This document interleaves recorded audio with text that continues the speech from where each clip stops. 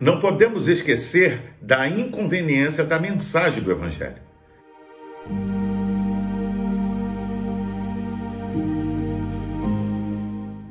Se Jesus tivesse sido um pouco tolerante, condescendente, em outras palavras, se tivesse adequado mais ao seu tempo, talvez pudesse ter tido um futuro brilhante.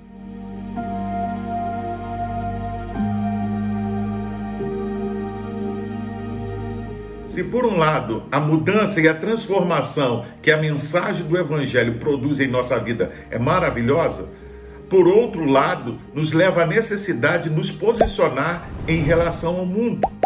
Podemos ser gratos a Deus pela salvação e por todo o benefício que ela nos traz. Na verdade, em Deus temos plena satisfação em todas as áreas da nossa vida.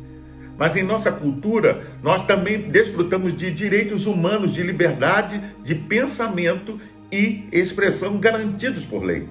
Podemos professar a nossa fé, temos os direitos individuais e coletivos garantidos, preservados, vivemos em paz, temos acesso a todo tipo de informação e gozamos de bem-estar proporcionado pelo avanço e pelas tecnologias modernas. Porém, apesar de desfrutarmos de todos os direitos e garantias de tantos benefícios, muitos cristãos acham que tudo poderia ser ainda melhor. O fato é que vivemos numa sociedade de satisfação permanente. E para muitos cristãos, não somente a religião, mas Deus também é um problema. Saiba, no entanto, que em Deus temos todos os motivos para estarmos satisfeitos.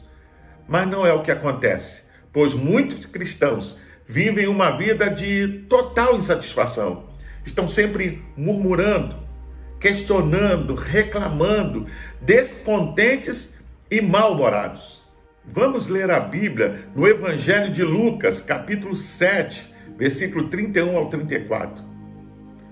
Ao que posso comparar esta geração, são como crianças que ficam sentadas nas praças e gritam umas às outras. Nós lhes tocamos flauta, mas vocês não dançaram. Cantamos um lamento, mas vocês não se entristeceram. Pois veio João, que jejua e não bebe vinho, e dizem, ele tem demônio. Veio o Filho do Homem, comendo e bebendo, e dizem, aí está um comilão e beberrão, amigo de publicanos e pecadores. A insatisfação é um dos piores sentimentos que existe. O insatisfeito é um eterno descontente. Tem um vazio dentro de si e busca preenchê-lo de todas as formas possíveis. É o estado permanente de descontentamento. O perfil do insatisfeito, seja ele cristão ou não, é que nunca nada está bom. Ninguém está certo. Sempre há um motivo para reclamar. Acha sempre defeito em tudo e todos. Quando a ingratidão é algo constante na vida, ela se instala na vida de uma pessoa, ela acaba por fim adoecendo. O fato é que esta nova geração de cristãos está cada vez mais se tornando uma geração que desiste com muita facilidade e dificilmente amadurece. Vive uma vida sem propósito. É uma geração imatura que está sempre frustrada e insatisfeita com absolutamente tudo em suas vidas. Quando são confrontados, raramente conseguem detectar a razão de tanto sofrimento. Ao que tudo indica, parece que o problema está na falta de autoconhecimento, de amadurecimento, amor próprio, conhecer a própria identidade e o seu lugar no mundo, ou seja, entender que Deus lhe deu um propósito. Jesus questionou os seus ouvintes, ao que posso comparar esta geração? Cristo repreendeu as pessoas daquela geração por sua infantilidade. A análise que Jesus faz das pessoas é ao mesmo tempo divertida e patética. Ele disse que eram como meninos que se assentam nas praças, no caso, na ágora, ou seja, o principal ponto de encontro de qualquer cidade daquela época. Detalhe, eles se recusavam a cooperar com seus companheiros, tocando seja em um casamento ou em um funeral. O apóstolo Paulo, durante a sua vida e seu ministério, precisou lidar com comunidades inteiras, cheias de cristãos e líderes imaturos. Um exemplo claro pode ser constatado na carta escrita à igreja em Corinto.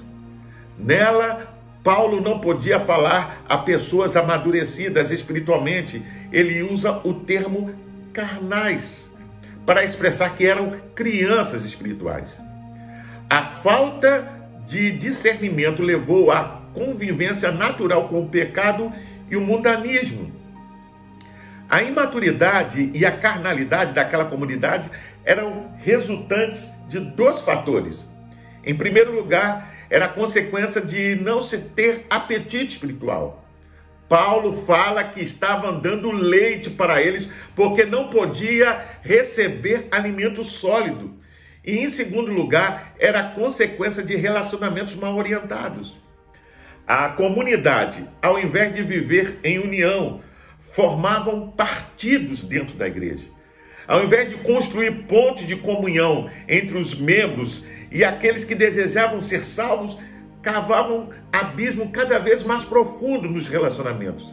Em vez de serem ministros da reconciliação, estavam sempre se envolvendo em intrigas e contendas. Na verdade, nós estamos lidando com uma geração mimada, o que podemos chamar de os millennials, segundo Ben Shapiro. Este foi o resultado e os efeitos reais da cultura da maximização da autoestima. Essa cultura não foi capaz de criar gerações de pessoas plenas, mas pelo contrário, obcecadas por si mesmas. Em seu livro O Lado Certo da História, Ben Shapiro mostra o engodo da autoestima que foi adotada na América a partir da publicação do livro Meu Filho, Meu Tesouro, em 1946. O Dr. Benjamin Spock, na sua entusiasta mensagem, dizia aos pais que devia deixar de lado a rigidez dos tempos antigos, pois ela causava insegurança e ansiedade na criança. Ben Shapiro cita ainda Jessé Singal, o qual declarou que a autoestima não torna as pessoas mais bem-sucedidas, mas essas pessoas tendem a ter uma autoestima melhor graças às suas conquistas, quando elas são confrontadas com problemas, quando passam por dificuldades. Pois bem, como a eclesia, a igreja, é formada por pessoas que foram extraídas da sociedade, podemos verificar que os nossos templos cada vez mais se enchem de cristãos que mais parecem crianças mimadas e exigem que seus gostos e vontades sejam atendidos, querem cada vez mais distração o tempo todo. Muitos recusam-se a ser sérios a respeito de suas responsabilidades e deveres. Estão sempre em busca de facilidades, benefícios. E se em algum momento são confrontados ou criticados, abandonam a igreja, despesando sobre ela duras críticas, sem se preocuparem de serem coerentes. O fato concreto é que quando os cristãos não querem ouvir a verdade das Escrituras, encontrará com muita facilidade desculpas para não agir como se deve. Esses cristãos podem ser comparados aos meninos malcriados citados por Jesus, que negam a brincar qualquer brincadeira, veja bem, que lhe seja proposta, principalmente aquelas que são contrárias aos seus interesses. Nós lhes tocamos flauta, mas vocês não dançaram. Cantamos um lamento, mas vocês não se entristeceram. Jesus declara que a marca daquela geração era a insatisfação religiosa. Nada agradava aqueles religiosos, fosse João Batista e tampouco ele. Apesar de ambos terem vida e ministérios opostos, nenhum deles satisfazia a multidão de religiosos imaturos. João viveu como um ermitão e desprezou o luxo, isolou-se e separou-se da companhia dos homens. A multidão e os religiosos diziam: este homem está louco, separando-se assim da companhia e prazeres humanos. Veio, porém, Jesus, que se misturava com todo tipo de pessoa. Sentava à mesa, compartilhava suas tristezas e alegria, acompanhava-os nos momentos mais gratos e diziam dele: é um frívolo, só vai às festas, é amigo de estranhos com quem pessoa decente não se relaciona. Ao ascetismo de João deram o veredito de loucura e disseram: ele tem demônio.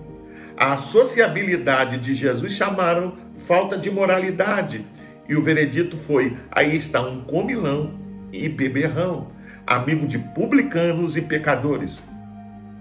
Os religiosos se recusavam a reconhecer a amizade de Jesus com os necessitados como sendo a sua maior glória, e não se alegravam com ele pela salvação dos pecadores. Dessa forma, sempre tinha algo para criticar. Como muitos cristãos atualmente, a questão era que não importava o que fosse sugerido a eles, não importava o que se oferecesse, eles sempre se manifestavam contra. Essa tinha sido a mesma insatisfação que fez com que os israelitas se revoltassem contra Moisés, Arão e até contra o próprio Deus. Quando eram escravos no Egito, chamavam e clamavam por libertação. Agora, desfrutando do grande livramento e libertação dados por Deus, eles tinham saudades das carnes, das cebolas e dos sepulcros do Egito. Você pode conferir isso em Êxodo 14, verso 11, Êxodo 16, verso 3 e Números 11, 5. Porém, eles esqueciam uma coisa: lá no Egito, eles eram escravos. A mesma insatisfação os impediu de entrar na terra prometida e os fez andar durante 40 anos pelo deserto. Veja, Deus deveria ser a nossa total satisfação. Mas como foi dito no início, ele se tornou um problema. A insatisfação e um profundo desgosto têm sido a marca de muitos cristãos. Para esses, Deus, segundo a visão e compreensão deles, não se comporta de maneira que se espera de um Deus todo-poderoso.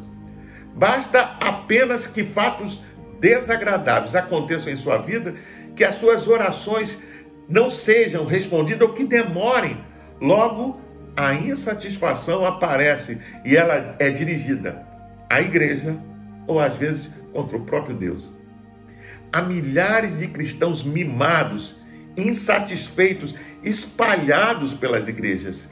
É uma geração de decepcionados com Deus, pois ele, entre aspas, permitiu que acontecesse certas coisas que deveriam ter impedido, ou então não atendeu de forma esperada aos desejos manifestos no seu coração. Por isso, culpam a Deus e acham que está tudo errado e que Deus poderia agir e fazer de forma diferente para que eles fossem beneficiados.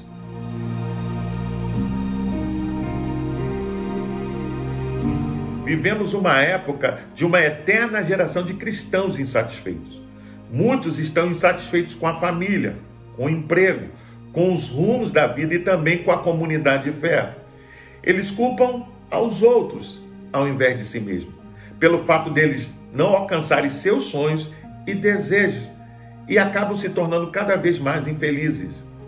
Jesus, com a sua mensagem contundente, mostrou aos religiosos de sua época a eterna insatisfação que viviam, dizendo que eles eram como aqueles meninos propondo brincadeiras aos seus companheiros. Veja, é preciso ter maturidade para saber discernir se o problema está fora ou dentro de nós. Embora às vezes pareça estar no mundo exterior, na maioria das vezes reside no próprio interior do homem a grande questão, o grande problema que precisa ser tratado, resolvido. A insatisfação surge quando o homem não é capaz de entender que em Deus está a resposta E nele podemos ter plena satisfação, porque ele sempre faz o melhor. Por isso, ele não tem paz. E quanto mais se afasta de Deus, mais insatisfeito fica. Infelizmente, é quase impossível agradar uma pessoa insatisfeita. Por mais que você faça, sempre faltará alguma coisa. A exemplo disso, nós temos a figura do profeta Jonas, que apesar do sucesso da sua mensagem, ao pregar em Nínive e ter como resultado a conversão de toda uma cidade, ele estava infeliz, ao ponto de Deus perguntar e lhe repreender, dizendo: há alguma boa razão para você ficar desse jeito? Por que você não se alegra e tem compaixão de uma grande cidade onde moram 120 mil pessoas em completa escuridão espiritual? Você percebe quanta incoerência na mensagem desse profeta? O salvo é alguém que aspira pela presença e companhia de Deus, mais do que pelas bênçãos, ou como alguém diz, pelas suas mãos. Ele se deleita em ter comunhão com o Pai. Ele tem fome de Deus. Esse é o segredo para que o povo de Deus possa vencer a insatisfação. Veja, isso não significa que todas as coisas que acontecem com os cristãos são coisas boas. Haverão momentos difíceis, mas Deus sempre trabalha e as transforma as coisas ruins, né? As situações difíceis para o nosso bem. Por isso, revista-se de profunda compaixão, bondade, humildade, mansidão, paciência. Haja o que houver. Por isso, viva uma vida sempre agradecendo, pois a gratidão é uma virtude cristã maravilhosa. Para se inscrever é rápido, é fácil. Basta clicar aqui embaixo. Dá um like, faça um comentário, emita a sua opinião. Acione também o sininho para receber as futuras notificações. Não deixe de compartilhar com seus contatos nas suas redes sociais, para que mais e mais pessoas possam ter acesso a essa reflexão. Até o próximo encontro. Fique na paz. Deus te abençoe.